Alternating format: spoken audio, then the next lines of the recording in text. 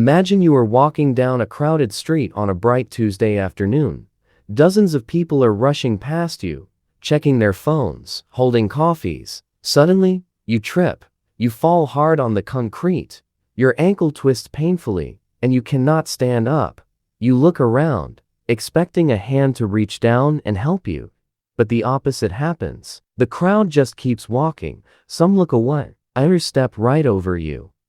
You are surrounded by people, yet you are completely alone. Why? The answer is not that people are cruel. It is a hidden glitch in human nature, and it controls you too. For decades, we have been told a comfortable lie. We believe that if we are in danger, a large crowd is our best protection. We think there is safety in numbers. But history and science paint a much darker picture. The truth is, the more people who see you in trouble, the less likely you are to survive. It is a chilling mystery that puzzled police detectives and haunted psychologists for generations. What happens inside our brains when we are part of a crowd? Why do good, normal people suddenly turn a blind eye to tragedy right in front of them? The puzzle began to unfold on a cold night in New York in 1964.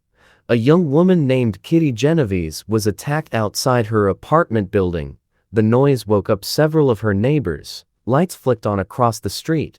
Windows pushed open. People looked out into the darkness to see what was happening. Yet, no one rushed down to save her. When the news broke the next morning, the world was horrified.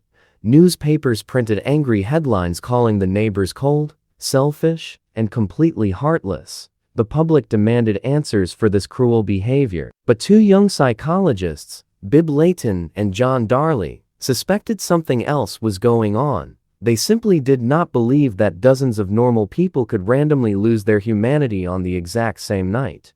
They believed the crowd itself was the problem. They thought being in a group actually changed human brain chemistry, so they decided to test their theory in a laboratory, and their experiments revealed something terrifying about the human mind. They invited college students into a small room to fill out a simple questionnaire. After a few minutes of quiet working, thick white smoke started pouring into the room through a wall vent. When a student was completely alone in the room, they reacted almost instantly. Within 2 minutes, they got up, left the room, and warned the staff about a fire. But something even stranger happened when the psychologists put groups of 3 people in the same room. As the smoke filled the air, making it hard to see and breathe, the students just sat there. They coughed. They rubbed their watering eyes. But they kept their heads down and kept filling out their paperwork. For a full 6 minutes, they did absolutely nothing. Why would anyone ignore a burning building? The scientists discovered a mental glitch called pluralistic ignorance. When we are unsure of a dangerous situation, our brain instantly looks to the people around us for clues. If the person next to you looks calm, your brain tricks you into thinking you must be safe. Thousands of years of evolution taught us to blend in with the tribe. We would literally rather choke on smoke than look foolish or overreact in front of strangers. However, that wasn't the biggest surprise. The scientists wanted to push the limits of human behavior, so they set up another test. They put students in separate, isolated rooms and let them talk to each other over a microphone. Suddenly, one of the voices on the microphone started having a severe medical emergency. He gasped for air, begged for help, and then went completely silent. When students believed they were the only one listening, 85% of them instantly rushed out of their room to find help. They acted like heroes. But when they were told that 4 other people were also listening on the line, the response dropped dramatically. Only 31% did anything at all. Most of them just sat in their chairs, nervously staring at the wall, listening to a man beg for his life. Scientists later discovered exactly why this happens. It is a psychological trap called the diffusion of responsibility. When you are alone, the pressure to help rests entirely on your shoulders. It is 100% your problem, but in a crowd of 10 people, your brain automatically divides that responsibility. You only feel 10% of the pressure. Your subconscious assumes someone else will handle it. You think someone older, someone smarter, or someone closer to the problem will step up.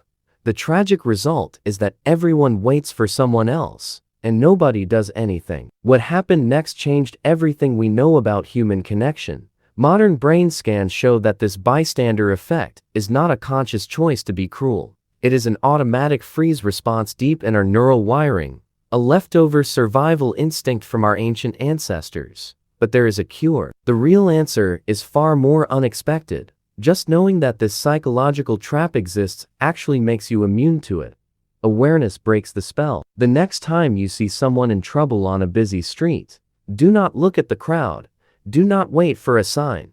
Remember that the dozens of people standing around you are secretly waiting for a leader. They are frozen in fear and confusion, hoping someone else will break the invisible barrier. And the moment you step forward, the moment you decide to be the one who acts, the crowd will wake up and follow you. The choice to save a life does not belong to the crowd. It belongs entirely to you.